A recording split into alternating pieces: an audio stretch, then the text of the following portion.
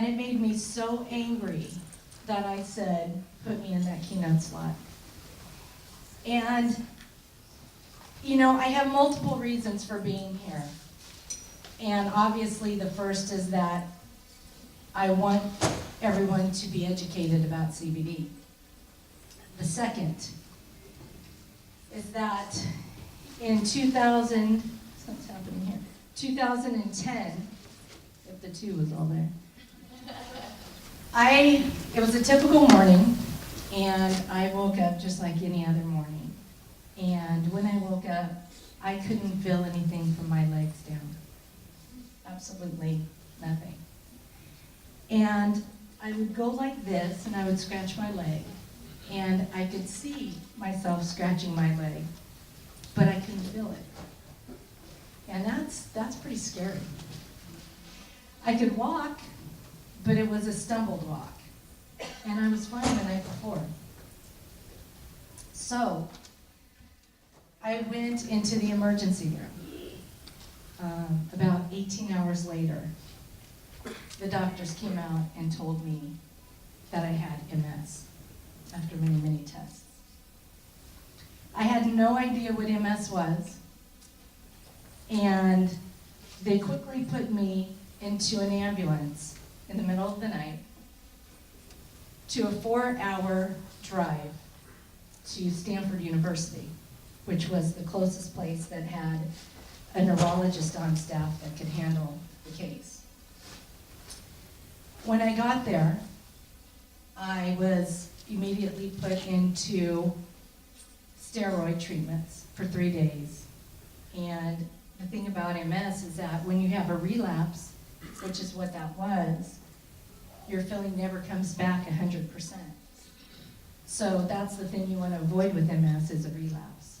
And so with every relapse, if you start at 100% feeling like most normal people do, then when it comes back, you may have 80%, 70%, and this will keep happening with each relapse. The doctor came in my room, and she was one of the professors at Stanford. And she was with me through every step of the way. She was amazing. And her and I became very good friends over the next 7 years. She understood what I did for a living, and she embraced it, but she never really said much about it. And 2010 was about the same time when I changed my marketing firm over to specialize in cannabis and CBD. So it was about the same time. It was a month after I changed my firm to cannabis and CBD that I found out I had MS. So it was all kind of weird timing. So she stayed with me, which is a pill form for MS. 2 years later, Stanford called me and said, hurry up, hurry up, hurry up. Oh my God, get here, hurry up. I said, you realize I'm 4 hours away. They said, yeah, it doesn't matter, hurry up and get here. So I did. And apparently my last blood test had shown that I was starting to get PML, which is a rare brain infection, which was being caused by Tecfidera, fatal brain infection. So they put me on Copaxone. So I started giving myself shots every other day.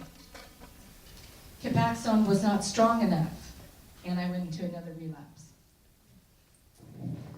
Shortly after that, they put me on Sabri, which is a monthly infusion. And I've been on that for 2.5 years with no relapse, so it seems to be handling things okay. But going back to about 2010, I was having spasticity in my legs so bad, I just wanted literally to cut them off at night. So Stanford put me on muscle relaxers, a lot of muscle relaxers. I loved my Robaxin, a lot of muscle relaxers. I loved my Robaxin because it helped me, and my Baclofen. They were my best friends. Until I started getting to the point where I couldn't even function. I was so out of it. And I hate that.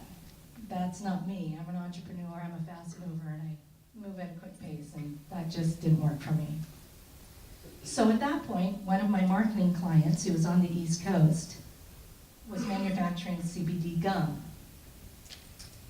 And he noticed a change in me at this time, and he said, let me just send you some, just to try.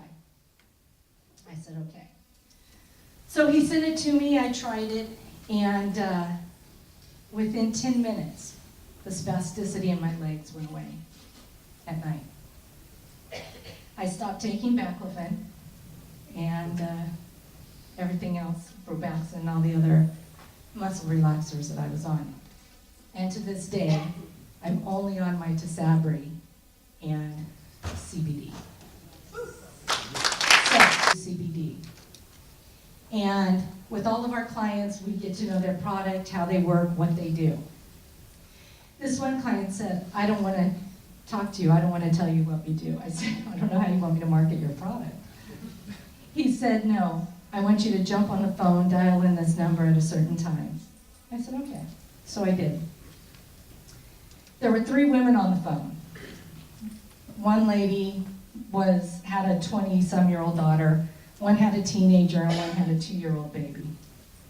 And these were the mothers. All these kids had Dravet syndrome, and they were having very, very bad seizures. The 2-year-old's mother told me that that baby was having 60 seizures a day sometimes.